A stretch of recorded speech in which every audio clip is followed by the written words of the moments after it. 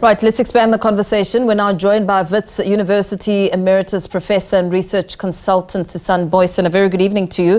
Thank you so much for your time. I mean, a lot has happened in a very short space of time. We heard Floyd Shivambu speaking about the reasons for his removal as Secretary General of the MK Party. He spoke a great deal about former President Jacob Zuma being surrounded by political scoundrels. He also spoke about how he was accused of wanting to overthrow the party's leader. What do you make of all of this? Yes, good evening, Paul. I think like Jacob Zuma, his party leader up to now, Floyd Shivambu is also playing a big chess game. And today we saw some of his moves. We do not yet know which of several options is actually his end game. Yes, he was talking about forming a political party or taking the preliminary steps to get there. It's a very unusual way of starting a political party. We could also talk about that. The second alternative strategy could really be to try to ingratiate himself to Jacob Zuma. We could hear in his presentation all the praises he was heaping on Zuma, and seeing that he's really trying to drive a wedge. It seems to be driving a wedge, trying to between Zuma and scoundrels and others in the MK party, those who have become opponents, if not enemies, within the party of Floyd Shivambu. And a third alternative strategy could merely be perhaps still to think of a political party, but to do damage to the MKP in the interim, to really be a wrecking ball, to make some revelations, as he did today. So any of these could really be his actual end game that he has in mind.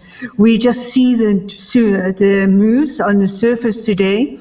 We shall learn in due course as to whether his strategy is 1, 2, or 3. Yeah. If it is the political party road he goes, it is a very strange way to start a political party. Political party formations, usually almost anywhere, led from the front. These are the values that sufficient people, number of people believe in. This is the goal we want to arrive at. That type of approach. And here in this one, he also contradicts himself in his presentation today, where he said he wants to find out what people want, what they need. But he's also made it very clear, just in the preliminary remarks today, that it is really to be a shadow or a duplicate with his party. That is values identifies with, that's where admiration, political admiration, that is channeling in that direction. So many of those factors are actually already decided for him. But of course, in a few months as Secretary General of this party, he has earned a lot of respect on the ground through some hard work. Some say he has been working hard. It seems to have been the case. Others say allege that he has not been pulling his weight. But he certainly has contacts across the country, and he was very keen to flash those in today's presentation that he gave, in a way to dare the bosses in his party to go against him. I mean, when he spoke about what a political party should not be, it really just made reference to what kind of political party he was in. I mean, he said it should never be an individual project or family project. It should never be tribal or an ethnic project, which really speaks to some of the pressing concerns which may have seen him being sidelined. Exactly. It was really as if he was just attacking the MK party in that. Not a family party, not regional, not ethnic, etc., etc. And those were really criticisms of the party that he is threatening to leave, also like Jacob Zuma, then trying to keep the membership and daring the party to kick him out, and probably presenting himself as a martyr in the process.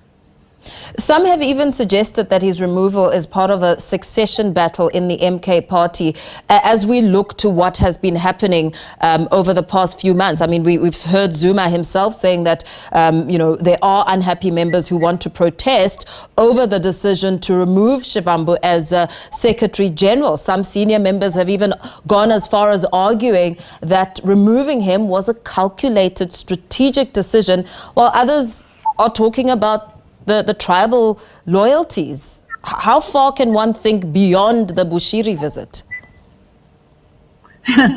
Yes, indeed. There are so many factors that come into play here. And Floyd Shivambu, as a political leader, he is really trying to get to the top. He's striving to lead. That was probably one of the biggest problems he had, because he had a ceiling of Julius Malema in the EFF. A Secretary General in any political party, and definitely it would also be in the MK party, is a very powerful, very strong position. We see that phenomenon also in the ANC, but it is a very powerful position, and I can imagine that others around him in the MKP would be very fearful of the power that he would be accumulating and has been accumulating in just a few months in that party, in that position. Even if it's not been a perfect run, he has certainly accumulated a lot of influence, and they would be fearful of that, because there is an elderly, Jacob Zuma is elderly, a leader without the energies of the younger generation in that party. Several of the other leaders in the party, top leaders, also in the national command of the NKP, are already well advanced in their careers. So I can imagine that they would have been singling out Floyd Shivambu as a possible successor. And yes, we heard Shivambu also speak about that today in terms of allegations that he wants to dethrone Zuma. Yeah.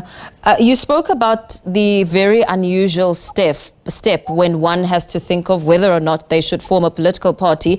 I mean, with Shivambu throwing it out there to say, okay, we'll go around and ask what should the values be of this party, and how will you distinguish it from pre-existing parties? Is there room, is there an opportunity there when it comes to distinguishing what kind of party, if we look at what we have at the moment?